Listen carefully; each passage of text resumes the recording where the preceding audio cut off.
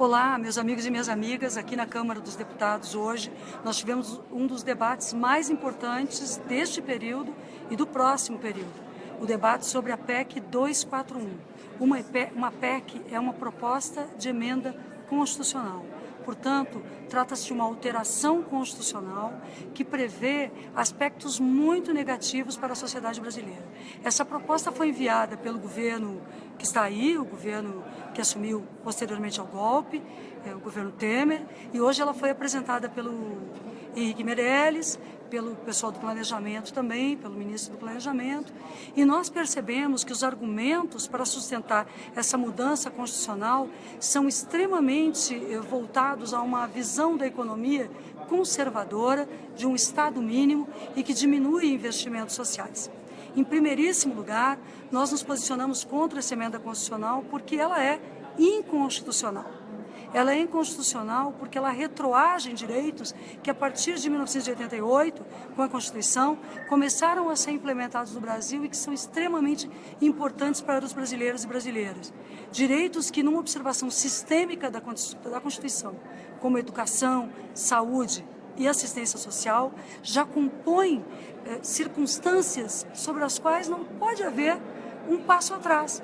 Tanto a Constituição estabelece claramente que esses retrocessos não podem haver, quanto a normativa internacional brasileira na área de direitos humanos, como o Pacto de São José da Costa Rica. Eu cito isso porque o Brasil tem um ordenamento jurídico extremamente importante de ser observado, mas um governo golpista, que não nasce pelo voto, que não nasce pelo apoio social, que chega ao Palácio do Planalto pela via de um golpe parlamentar, de instituições, de uma circunstância que nós percebemos que foi uma trama, que foi uma organização criminosa contra a presidenta Dilma, que construiu também nessa organização a instabilidade econômica do país.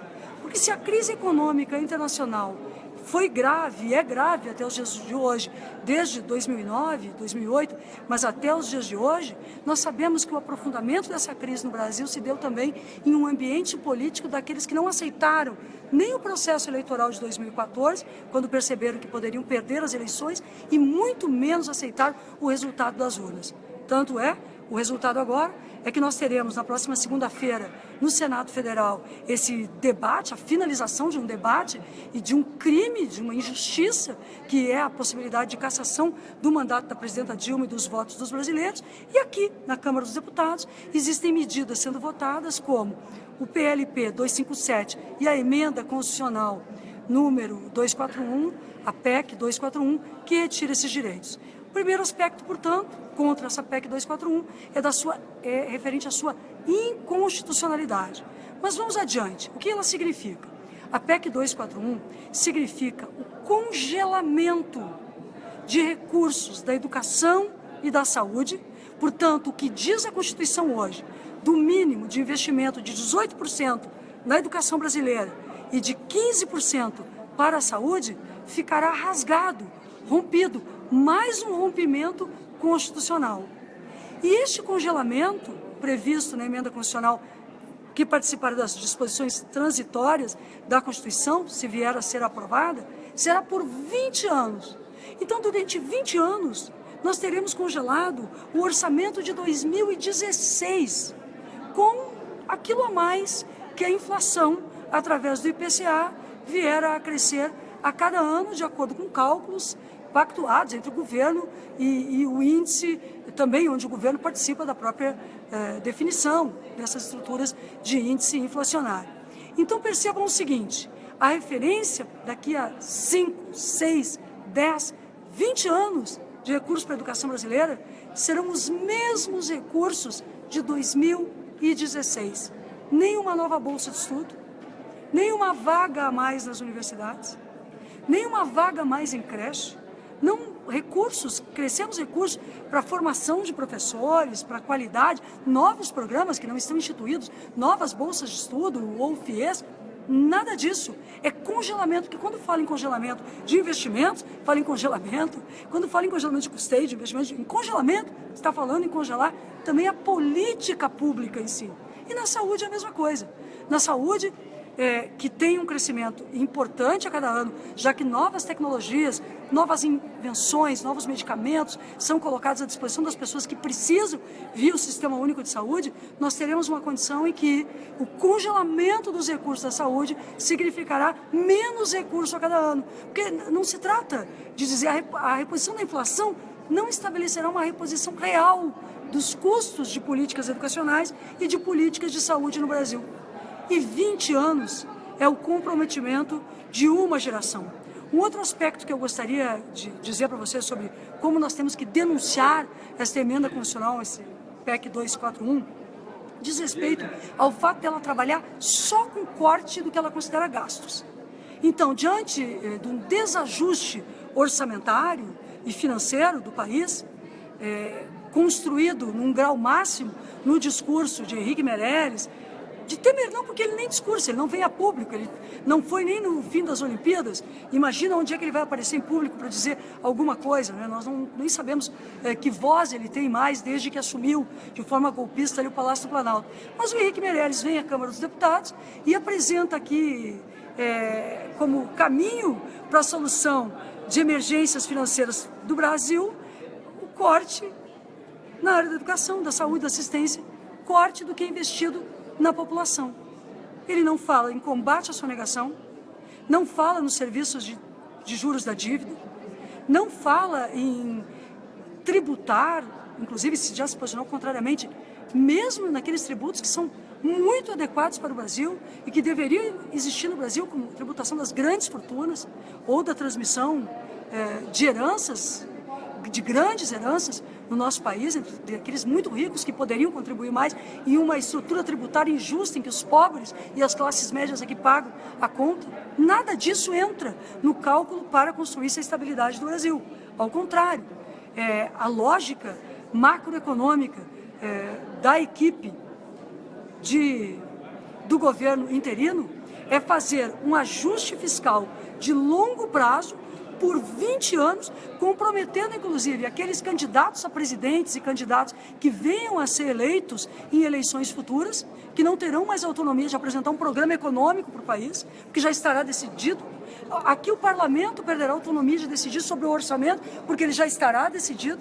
Os recursos para educação e saúde, para diversas áreas, já virão decididos na peça orçamentária da lei orçamentária anual. Não será mais observado o crescimento, mesmo que exista um crescimento econômico do país, do PIB, mesmo que se superem dificuldades, mesmo que o país cresça, nós manteremos os investimentos de 2016, que foi um ano ruim em termos de base tributária nacional, em termos de arrecadação para o Brasil, um ano também com investimentos mais baixos do que deveriam existir em áreas importantes, onde cortou-se muita coisa, sobretudo agora com este governo.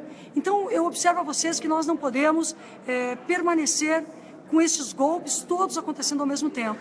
Até porque o que está apresentado para o país é que, mal passada a etapa Senado Federal, que nós esperamos Temer seja derrotado, mas mal passado aquele período, se ele prevalecer como um presidente fruto do golpe, nós teremos aqui na Câmara a reforma trabalhista e a reforma previdenciária, cortando aí direitos dos trabalhadores e das trabalhadoras, e teremos, como disse o meu colega Patrus Ananias, hoje pela manhã, cortes fundamentais em áreas como o benefício de prestação continuada, que atende os idosos mais pobres e as pessoas com deficiência, além de outras áreas fundamentais.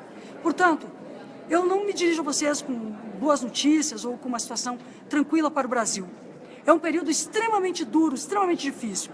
A Constituição está relativizada e a atuação política exige de nós uma atuação dentro do parlamento e também do lado de fora. Lamenta-se aquelas lideranças políticas que não conseguiram compreender a sintonia necessária entre esse projeto. Lamenta-se que muitas vezes, na própria estrutura ou na vida partidária, a gente não consiga sensibilizar por uma participação mais de massa.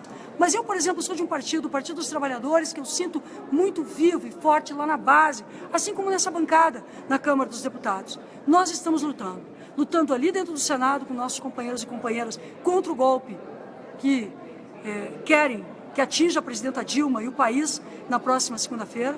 Nós estamos lutando aqui dentro da Câmara dos Deputados contra a PEC 241 e a nossa conexão é com a luta popular, com os movimentos de juventude, com os estudantes que participaram de ocupações, com o movimento de jovens feministas, o movimento dos agricultores, da agricultura familiar, os pequenos empresários também, vários setores, os servidores públicos que sabem que estão perdendo por todos os lados, com o PLP 257 e agora com a PEC 241.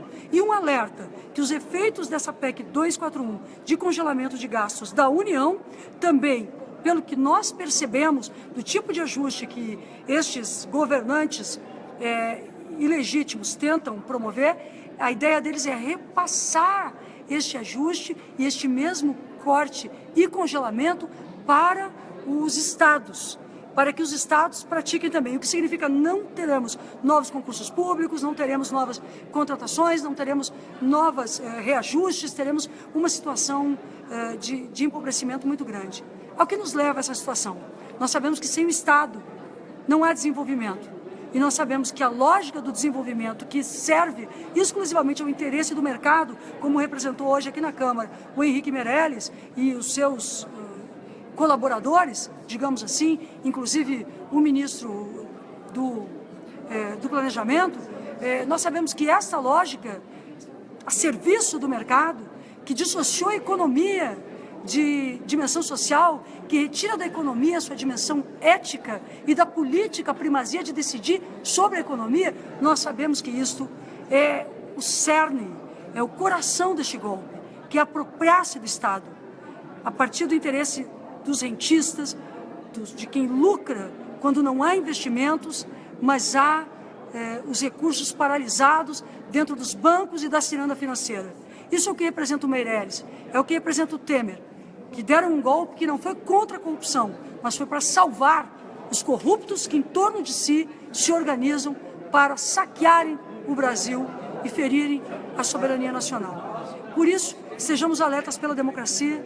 Falei um pouco demais, agora aqui foi meio longo, mas o objetivo foi também passar para vocês o sentimento que a gente tem com essa PEC 241 e o desejo que vocês saibam que nós estamos aqui para defender direitos dos trabalhadores, das trabalhadoras e do povo brasileiro.